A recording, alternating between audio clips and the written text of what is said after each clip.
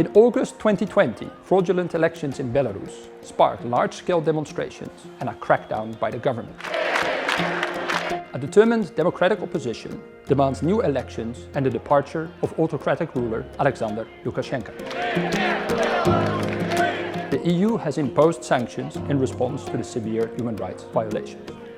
The future of Belarus remains uncertain, but for the moment, Lukashenko remains in power. His regime relies on two pillars: brutal repression by his loyal security forces and support from the Russian Federation. But that support comes at a price.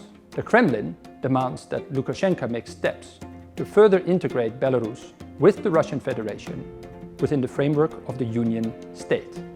But what is that Union State really? And where does it come from?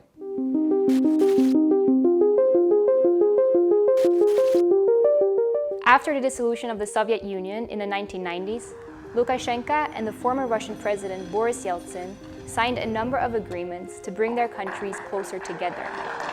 This culminated into the Union State of Russia and Belarus, an ambitious project meant to integrate both countries. What was planned? Among others, a joint constitution, a monetary union, and a single energy market. So far, however, most of these plans have not materialized. The Union State largely remains a paper tiger. In fact, throughout the last 20 years, relations between Lukashenko and the Russian President Putin were far from friendly, even though they now portray themselves to be strong allies to the outside world. The main reason for this: Belarus wants to profit economically from its partnership with Russia while maintaining its political sovereignty. Russia heavily subsidizes the economy of Belarus through cheap oil and gas exports. For the Kremlin, Belarus is of vital importance to secure its western frontiers. Russia maintains close military ties with Belarus, but it also wants more access to the Belarusian market and its state-owned enterprises.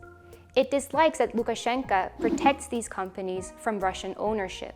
And most of all, the Kremlin does not want a bottom-up change of power right on its doorstep. But until now, Lukashenko has not just blindly followed whatever Russia dictates. Belarus has had a number of economic and trade conflicts with Russia over the last 2 decades. This is why Lukashenko has, in the past, tried to keep its geopolitical options open. What does this mean for the EU?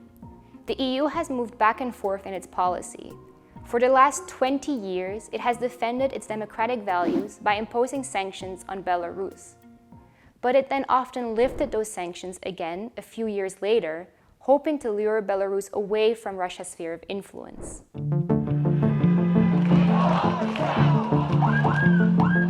But this time, things are different.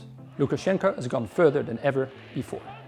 The repression is much more violent than in the past, and he has even forced a civilian plane to land in Belarus in order to arrest a critical journalist. This is an attack on democracy. This is an attack on freedom of expression, and this is an attack on European sovereignty. But how will this end? Which scenarios exist for the future of Belarus? For the moment, Alexander Lukashenko is clearly playing for time. But both the fate of his regime and the degree of integration with the Russian Federation remain uncertain. These are two of the key factors that will influence the future of Belarus. And if you put them both together, you get roughly 4 possible outcomes. The first is a muddle-through scenario. Lukashenko waits out the protests and stays in power, either in front of or behind the scenes. He makes just enough concessions to Russia to secure its support, but nothing is irreversible. Eventually, everyone returns to business as usual.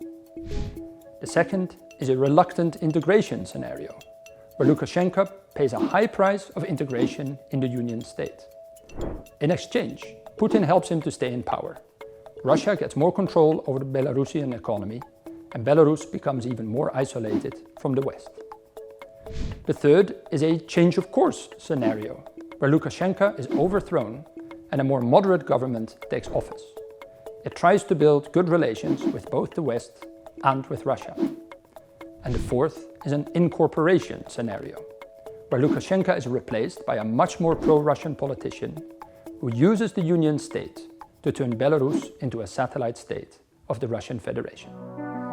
We don't have a crystal ball at Klingendal. We don't know which one of these scenarios will become reality. But what we do know is that they will have far-reaching consequences for the EU and NATO in terms of geopolitics, economics and security. And the EU and NATO would therefore do well to take the Union state and its consequences into account when planning their responses. To learn more, read the Klingendal report, An Ever Closer Union, Ramifications of Further Integration between Belarus and Russia.